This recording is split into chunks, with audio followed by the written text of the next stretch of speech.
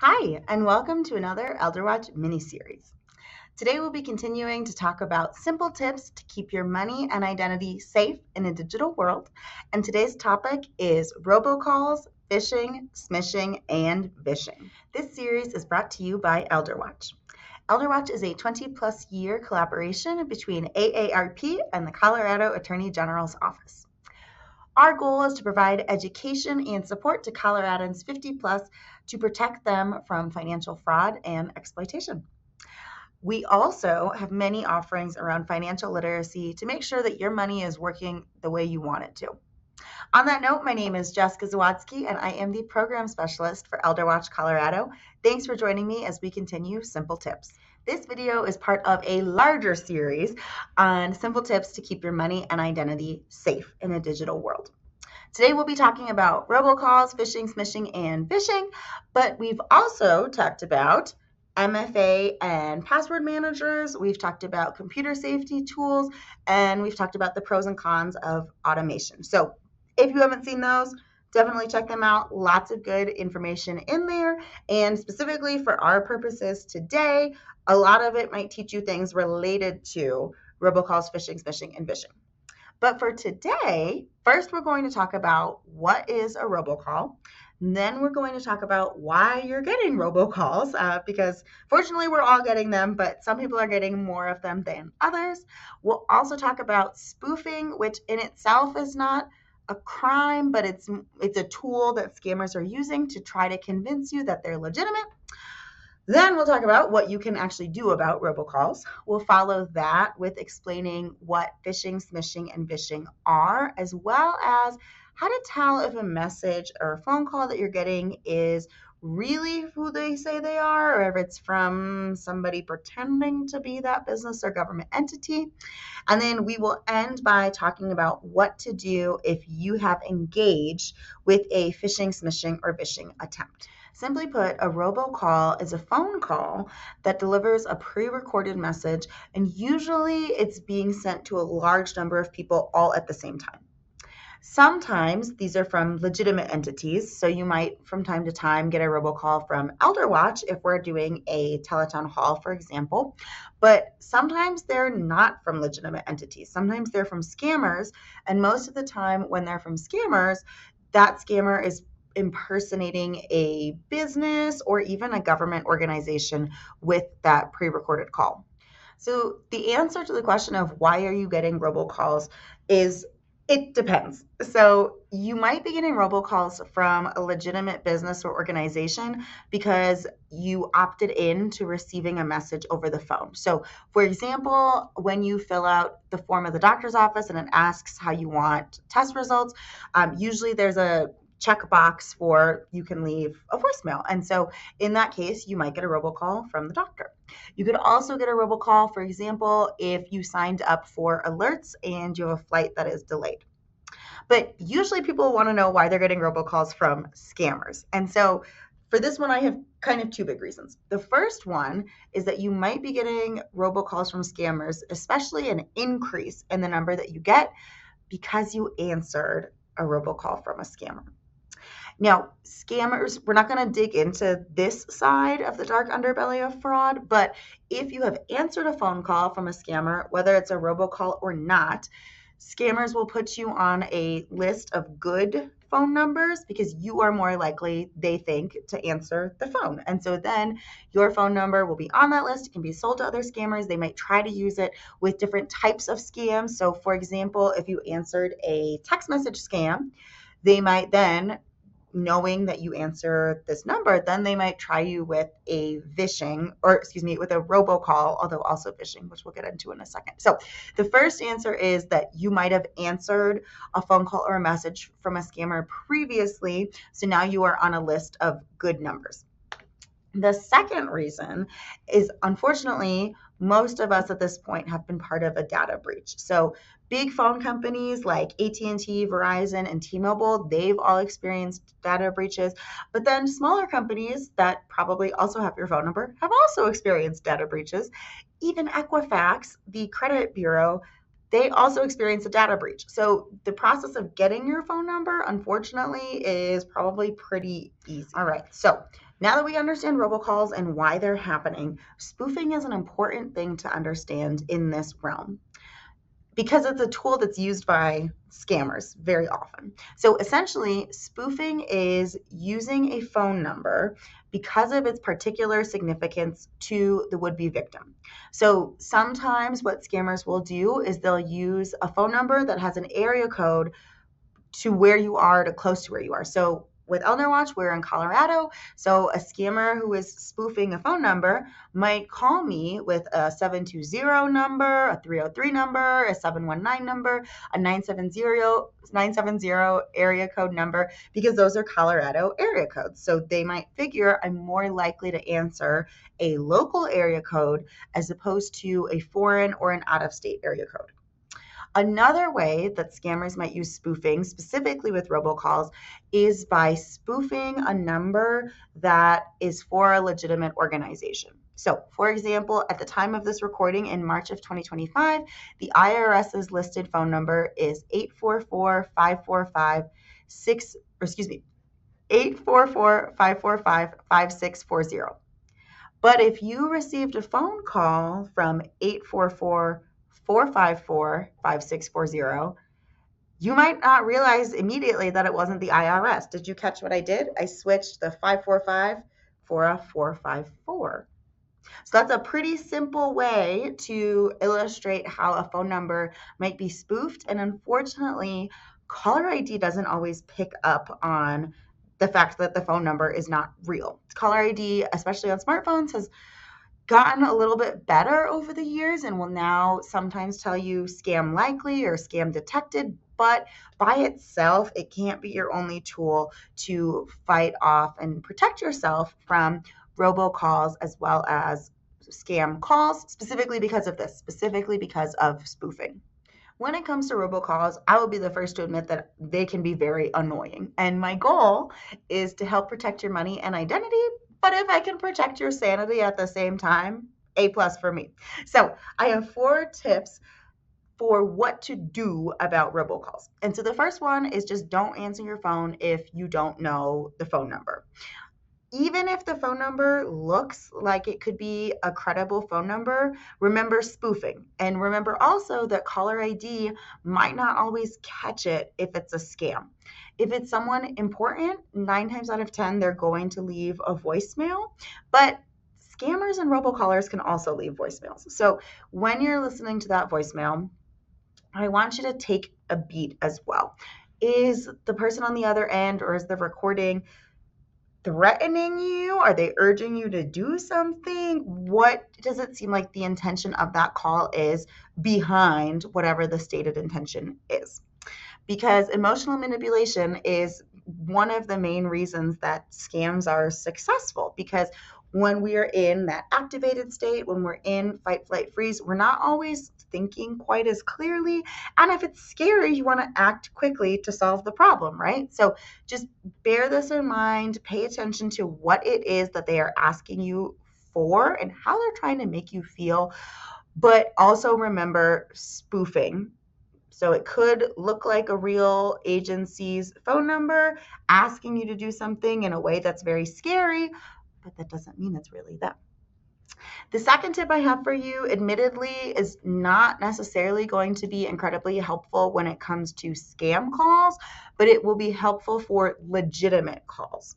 And that is the do not call registry.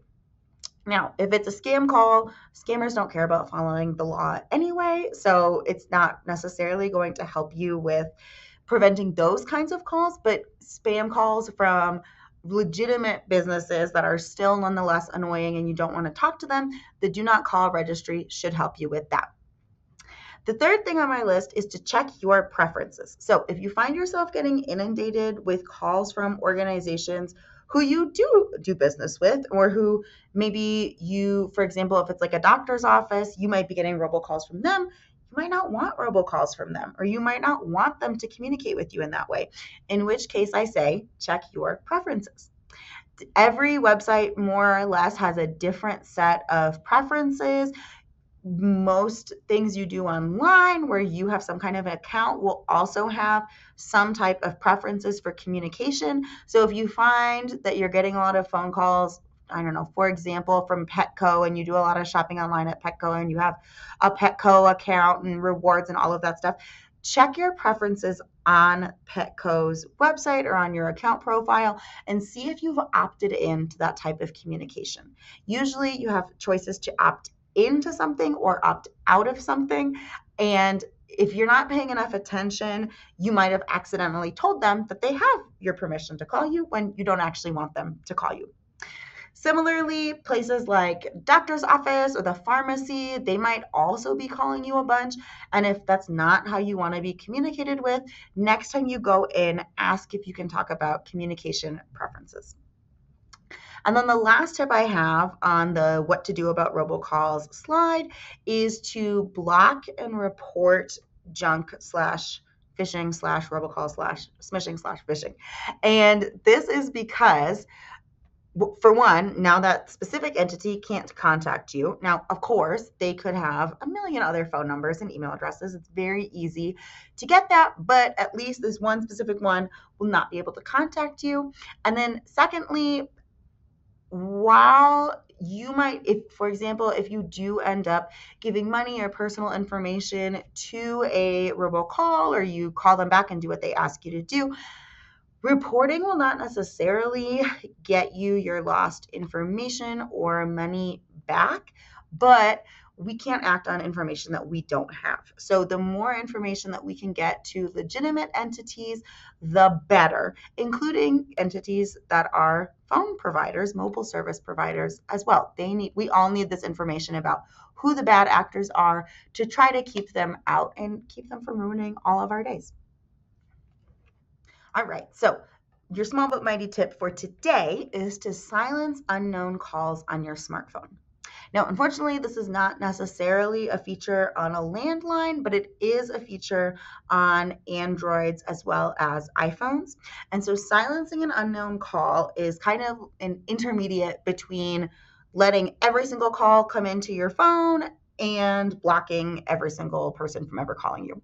Silencing an unknown call will essentially send it straight to voicemail, or it will let it not ring. So for example, I have an iPhone. When I silence an unknown call, my phone doesn't ring or buzz, but I will get a notification that I missed a phone call from whatever phone number. This will also allow them to still leave a voicemail. So if it is, for example, your doctor's office or the pharmacy, they'll still be able to leave that voicemail, but your phone won't be buzzing and ringing or whatever to alert you about the call in the same way. All right, so now it's time to get into phishing, smishing, and vishing, which are all types of what is called social engineering. I like to say that these are all cousins. Robocalls are like second cousin of this group of cousins. But phishing, vishing, and smishing are all pretty similar. So phishing occurs over email. And this is when a person pretends to be a legitimate organization and sends you an email that usually asks for one or more of three things. So often they ask for some type of information from you. Sometimes they're trying to scare you, and often there is some kind of link that they want you to click on. So some examples that we see all the time could be somebody pretending to be PayPal, and it says that a large purchase was made on your account. They need to verify that it's you. Please click this link to move forward to verification. And so in that example alone, we've kind of covered two of those things that I mentioned that phishing is trying to do, right? So it got you to click a link, and it also probably scared you, right? Like if you see this $1,200 purchase out of nowhere, you didn't expect it, that's scary. You're going to want to get to the bottom of that. In just a sec, we'll talk about ways to determine whether it's really from PayPal or not, but just be aware that you should maybe have your spidey senses, your fraud fighter on antenna up if you get an email like that. Now, sometimes if you click the link, it might download something on your computer like remote viewing software. And if you don't know what that is, Go check out that video because I covered it, y'all. It might also send you somewhere that looks like the real site's webpage and asks for your username and password. Now, if you think about this, why might somebody want your username and password to PayPal, right? To be able to make that really big purchase, but then also to be able to get access to other accounts that you might have, people you might talk to, all kinds of things. We have a lot of data and information out there, whether we realize it or not. So be very, very, very scrupulous when it comes to email, period. Yeah. Now, smishing is a form, I guess, of phishing, and it stands for SMS phishing. It's essentially the exact same thing as phishing, but it occurs via text message. So right now, as I'm recording this video, it is March of 2025, and we are seeing a huge surge, specifically in Colorado, for smishing scams pretending to be toll companies. So it says, you didn't pay your toll when you drove down I-25. You owe us X amount of money. Please click this link to pay here. One of the biggest ones that we see on a cyclical nature also happens during the winter holidays. So I know I'm not in front of a group of people as I usually am, but raise your hand if you've ever gotten the UPS, USPS, Amazon, FedEx text that says your package is being held at the delivery center, or your package can't be delivered, something along those lines. And it almost always asks you to click a link. Now, part of the reason we see this influx in those, specifically during the winter holiday months, is because so many people are sending people gifts across the country, right? So again, we see this fear tactic and also trying to get you to click on a link. And it's happening. It's not a coincidence that it's happening during the winter holidays. It's because they know we're already all stressed out. We're already trying to make everybody happy. And so now you get this third thing for your day that is, you might be quicker to click on that link than you would be if, say, it's July and I don't know, you're sending somebody a seashell from your vacation. You might not really care as much or be as triggered. So just be mindful as well that phishing happens via text message, and if it does, it's called smishing. And then the last cousin in this trifecta is Vishing, and that stands for voice phishing. Vishing is like the most similar to robocalls, but again, it's the same thing as phishing, but it's over the phone. In this case, it's usually somebody pretending to be a real person who is calling you. So instead of it being pre-recorded, it's somebody pretending to be a representative from, I don't know, Venmo. And so in that way, there's the difference there. It's not a pre-recorded message. It's like a real person on the other end, but it's, again, the same exact thing. They are usually trying to get some kind of information, send you to some kind of website, get you to download remote viewing software, something along those lines. Phishing, smishing, and vishing, as well as robocalls, have unfortunately become a daily experience for many Coloradans, myself included. At the same time, we are more connected to each other than ever, and the expectation for connection is also bigger than ever. So it's important to be able to identify whether a call is legitimate or if that email, text message is fraudulent. So the first tip I have for you is definitely more of a prevention and education side tip, but it's important nonetheless. And that is to stay in the know when it comes to fraud and scams. One way you can do this is with AARP's The Perfect Scam podcast, but there's lots of other ways that you can find out what's happening in the world of fraud and scams, including by subscribing to ElderWatch's Smart Tips monthly newsletter. Studies have shown that if you are aware of a specific scam, you are 80% less likely to engage with it. And if you do engage, you are 40% less likely to lose money or sensitive information. Now, unfortunately, scams are always changing and evolving. The way that scammers are doing things, especially with AI, is also changing and evolving things at lightning speed. So staying in the know and educating yourself on what's happening is one of the best ways to prevent yourself from being the victim of a scam. Now, the second tool that I have to employ is definitely an in the moment as opposed to a beforehand / general tip, and that is critical thinking skills / don't trust a sender at face value. And when I say critical thinking skills, what I mean is be suspicious and question red flags. So, for example, I recently got a smishing or text message phishing scam in my text message inbox, and it was about a USPS package.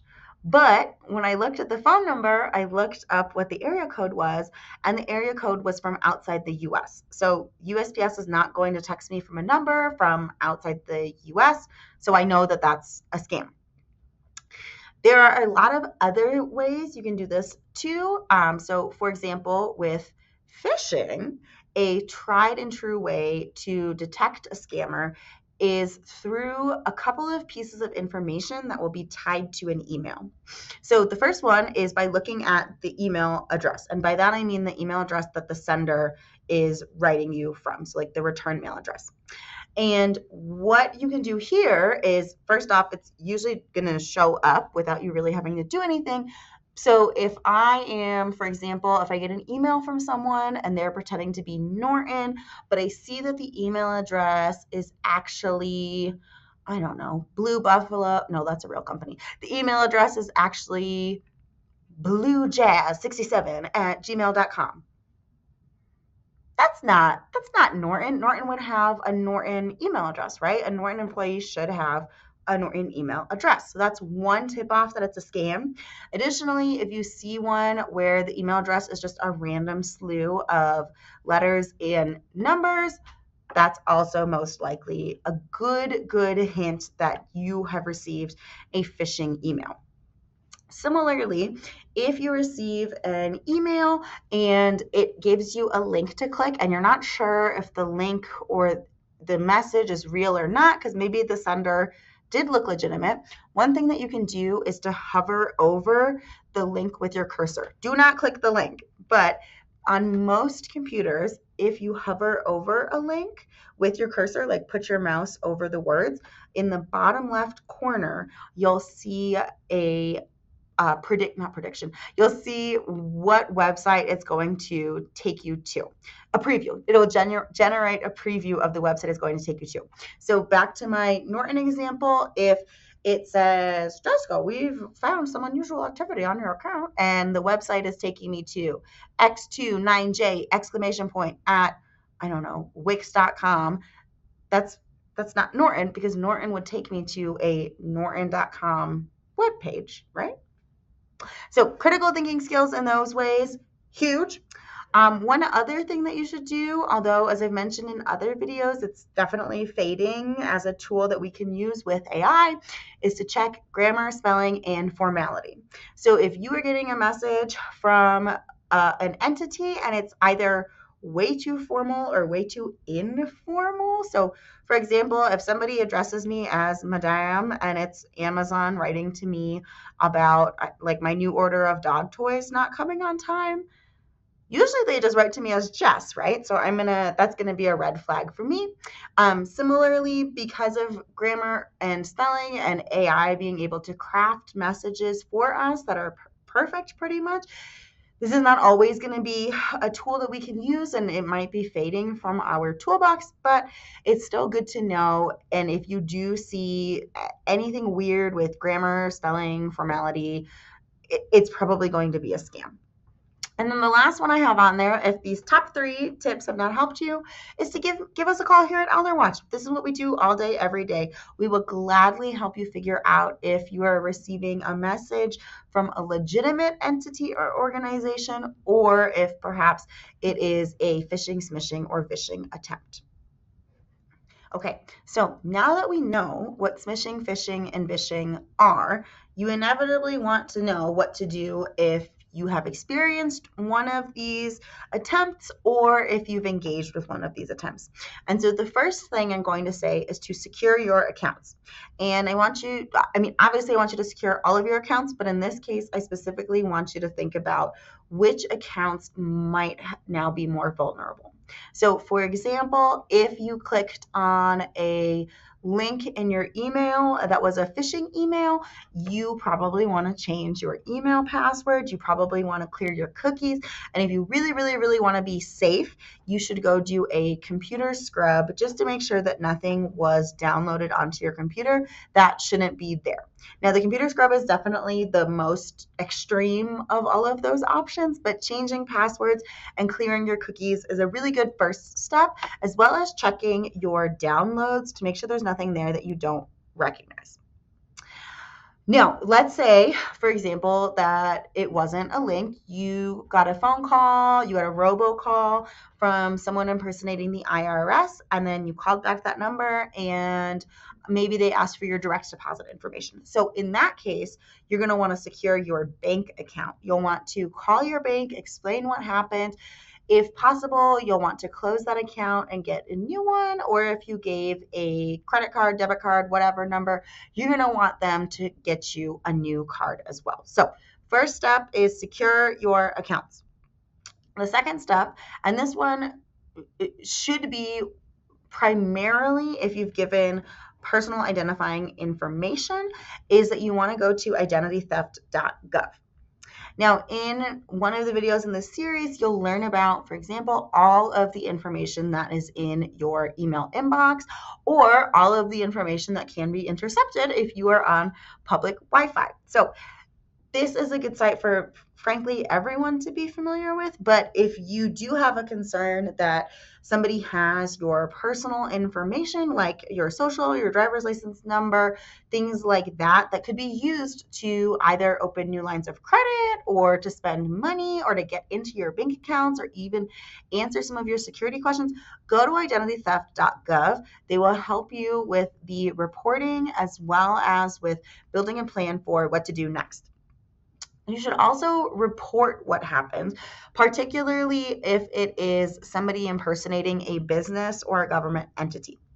Now, oftentimes victims will be understandably upset and frustrated that if you've lost money, I can't necessarily get it back for you. But in the grand scheme of things, in the macro side of things, these larger entities can't operate on information that they don't have. So while reporting might not be able to help you specifically, it might be able to help catch the criminals in the end or prevent somebody else from being victimized.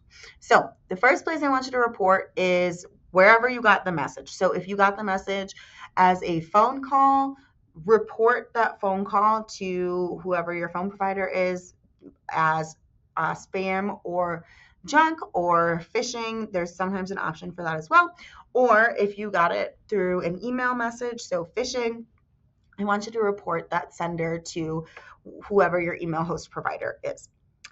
FTC, the Federal Trade Commission, is the next wonderful place to report to. They will pretty much take all different kinds of fraud and scams. And then IC3 is the FBI's Internet Crime Complaint Center. So it's I and then 3 C's. See what I did there? So that one specifically is going to be for internet crime. But that does also include if somebody wants you to click on a link, that would count as well. So phishing and smishing in some cases, you can also report to IC3. And then lastly, call us. We will help you with reporting. We will help you with next steps, all of that stuff. And we do also report out in the aggregate to FTC and IC3. So if that seems kind of overwhelming for you, we also will end up reporting for you as well, though we won't share your information. So our phone number is 800-222-4444. Select option 2. Thank you for joining me for another iteration of the Simple Tips to Keep Your Money and Identity Safe in a Digital World series. I do want to plug Senior Planet, as I've been doing with this series, if you need help with the technical side of things. So, for example, I mentioned silencing unknown calls. If you cannot figure out for your life how to do that, first off, I totally get it. Second off, Senior Planet can help you with that technical side through one-on-one support. So check the description of this video, and I have some of their information and how to get in touch with them listed there.